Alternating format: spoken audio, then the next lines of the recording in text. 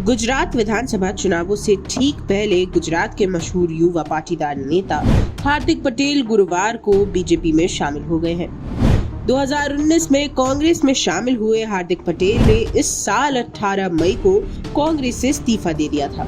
2017 के विधानसभा चुनावों में पाटीदार आंदोलन की वजह से बीजेपी को काफी नुकसान सहना पड़ा था।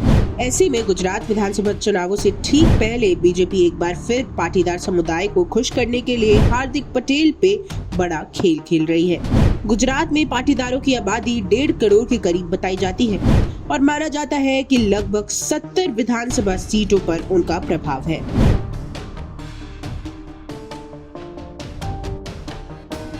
गुजरात में पाटीदार समाज ओबीसी आरक्षण की मांग को लेकर आवाज उठा रहा था। इसी बीच एक युवा हार्दिक पटेल ने ओबीसी आरक्षण पाने के लिए पाटीदार रिजर्व मूवमेंट कमेटी का गठन किया था। हार्दिक के नेतृत्व में पाटीदार आंदोलन इतना मजबूत हुआ कि उसकी रैलियों में लाखों की भीड़ जमा होती थी और गुजरात में 2 दशक से अधिक समय से सत्ता में रही बीजेपी को चुनाव हारने का डर सताता रहता था। इस आंदोलन का असर 2017 के विधानसभा चुनावों में भी देखने को मिला था। भाजपा ने विधानसभा चुनाव भले ही जीत लिया था, लेकिन पिछले चुनावों की तुलना में 16 सीटें कम मिली थी और केवल 99 सीटों पर जीत हासिल हुई थी। दूसरी ओर इस चुनाव में हार्दिक पटेल ने कांग्रेस का समर्थन किया, जिससे पिछली बार की तुलना में 16 सीटें अधिक जीती गई थी। इसी बीच कांग्रेस ने 77 सीटों पर जीत हासिल की थी।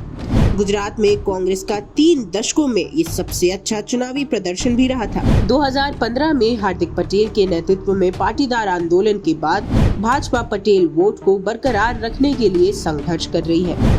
ऐसे में हार्दिक पटेल के आने से 2017 के विधानसभा चुनावों में बीजेपी को हुए नुकसान की भरपाई हो सकती है, क्योंकि नाराजगी के बावजूद पाटीदार समुदाय का एक बड़ा तबका बीजेपी से जुड़ रहा है। ऐसे में हार्दिक के आने के बाद बीजेपी से दूर रहे पाटीदारों के लिए फिर से पार्टी में शामिल होने की उम्मीद है।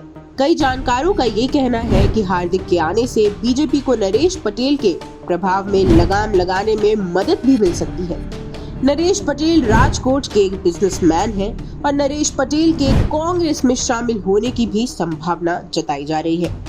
यही वजह है कि बीजेपी भी पाटीदारों को खुश करने के लिए कोशिश कर रही है। माना जाता है कि 1.5 करोड़ की आबादी वाले पाटीदार का प्रभाव 70 विधानसभा सीटों पर है। गुजरात में कई मुख्यमंत्री पाटीदार समुदाय से आए हैं। इनमें चिमन भाई पटेल, केशु भाई पटेल, बाबू भाई पटेल, आनंदी बेन पटेल और वर्तमान मुख्यमंत्री भूपेंद्र भाई पटेल भी शामिल होते हैं।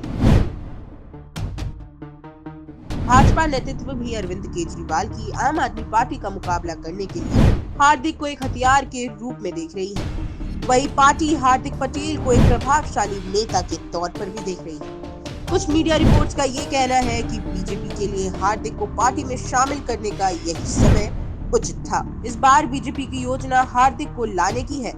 2012 में नतीजे को दोहराने की है, जिसमें सौराष्ट्र में बीजेपी ने 30 सीटें जीती थी। सौराष्ट्र में एक बड़ी संख्या में पाटीदार हैं, इसलिए कांग्रेस और बीजेपी दोनों ही कारोबारी नरेश भाई पटेल को पार्टी में लाने की कोशिश कर रहे हैं।